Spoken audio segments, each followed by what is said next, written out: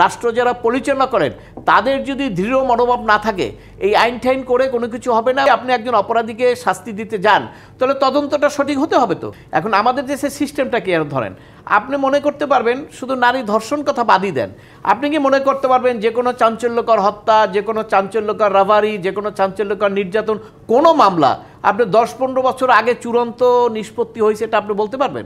ওই সময় তো আপনি বলতেও পারবেন না, আপনার মেমোরিতেও থাকবে না। তাহলে লেসনটা আসবে কোত্থেকে? তো সরকারের তো সেই জায়গাটা চিন্তা করতে হবে। আপনি শুধু আইন করে গেলে তো হবে না, আইন তো আছে, ফাঁসির আইন। ধরেন অ্যাসিড মারার কেস, অ্যাসিড মারার কেসটা কিন্তু যখন ফাঁসির আইন হলো এবং অ্যাসিডের নিয়ন্ত্রণ আসলো, এখন কিন্তু এটা কমেছে, কারণ হলো যে সিস্টেমেটিক ওইটা হয়েছে।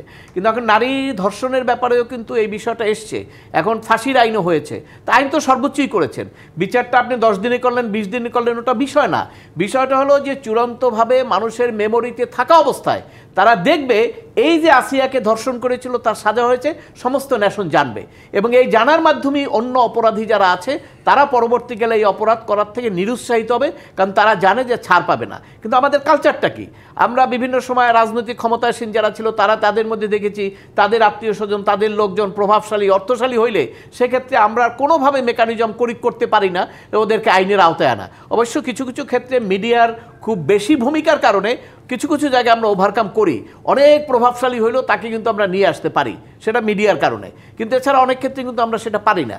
কিন্তু আজকে এই যে বিচারের কথা হচ্ছে, আপনি যে আলোচনাটা করেছেন যে আইনমন্ত্রী আইন উপদেষ্টা বলেছেন যে এইটার তদন্ত সময়টা কমে আনবে এবং বিচারের সময়টা, দেখুন বিচারের সময়টা কমে আসলো, ধরেন বিচারের সময়টা কমে আসলো, আমাদের বিচারক কতজন আছে, তার উপরে কত মামলা আছে, তাহলে আপনি কি অন্য সব মামলা বন্ধ করে এইটাই শুধু করবেন ফার্স্ট ট্র্যাকে?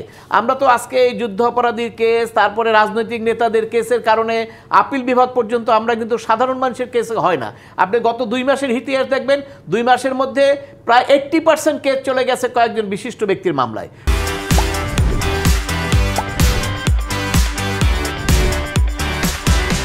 কয়েকটা বিশেষ ঘটনার প্রেক্ষে, আর 80% কেসের কোনো খবরই নেই, সেগুলো শুনানি হচ্ছে না। সেখানে আপনার প্রায় 1000-1500 মতো লোক ফাঁসির আদেশ পেয়ে তারা সেলে আছে, তাদের কিন্তু মামলা শুনানি হচ্ছে না। তাহলে সেই জায়গাটা আমি বলবো যে আপনার যে আইনগত প্রক্রিয়াটা দ্রুত করার জন্য যে পরিকল্পনা, এই জায়গাটায় সবচেয়ে বড় হাত দিতে হবে সরকারের। আপনি আইন বেশি করলেন কম করলেন কয়দিন করলেন ওটা বিষয় না, আবার ওই জায়গাটাও দেখতে হবে। একজন লোককে যদি আপনি বললেন 15 দিনের মধ্যে তদন্ত করো, এমনি আপনি জানেন যে আমাদের তদন্তে অনেক দুর্বলতা। আমাদের প্রাক্তন আইজিপি সাহেব আছেন, উনি জানেন, ওনার কাছে ডাটা আছে, কোর্ট থেকে অনেকবার বলা হয়েছে, স্পেসিফিক মামলা ধরে ধরে কোর্ট বলেছেন এই মামলায় তদন্তকারীর ব্যর্থতার কারণে তাকে সাজা দেওয়া গেল না। কারণ আমাদের ক্রিমিনাল জুরিসপ্রুডেন্স বিশ্বব্যাপী যেটা আছে সেটা হলো একজন নিরপরাধ জেনে কোনোভাবেই সাজাপ্রাপ্ত না হয়, অপরাধী যদি পারও পেয়ে যায়, এটা হলো ক্রিমিনাল জুরিসপ্রুডেন্সের পলিসি। তো সেই জায়গায় যদি আপনি একজন অপরাধীকে শাস্তি দিতে যান তাহলে তদন্তটা সঠিক হতে হবে। তো তদন্ত সঠিক হওয়ার জন্য তো আপনার তদন্ত কর্মকর্তাকে তো সময়ও দিতে হবে। আপনি যদি বলে দেন যে 15 দিনের মধ্যে, তখন সে কি করবে?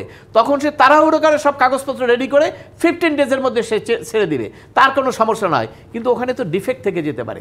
জাস্টিস হারিড জাস্টিস বারিড, এটা একটা কথা আছে, সেটাও আপনাকে বিবেচনা রাখতে হবে।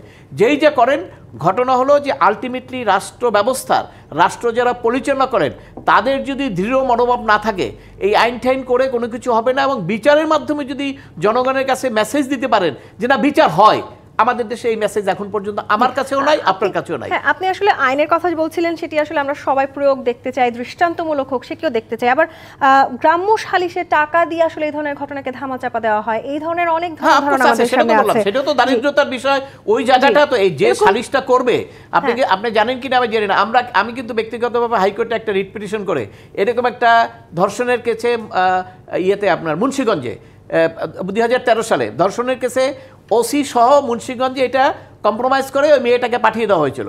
পরবর্তীকালে পত্রিকা আসার পরে আমি এটা হাইকোর্টে রিট করেছি এবং ওই পুলিশ অফিসারকে হাইকোর্টে ডাকিয়ে আনা হয়েছে, ওই মামলা পুনরায় এফআইআর হয়েছে, চার্জশিট হয়েছে, বিচারের আওতায় গেছে।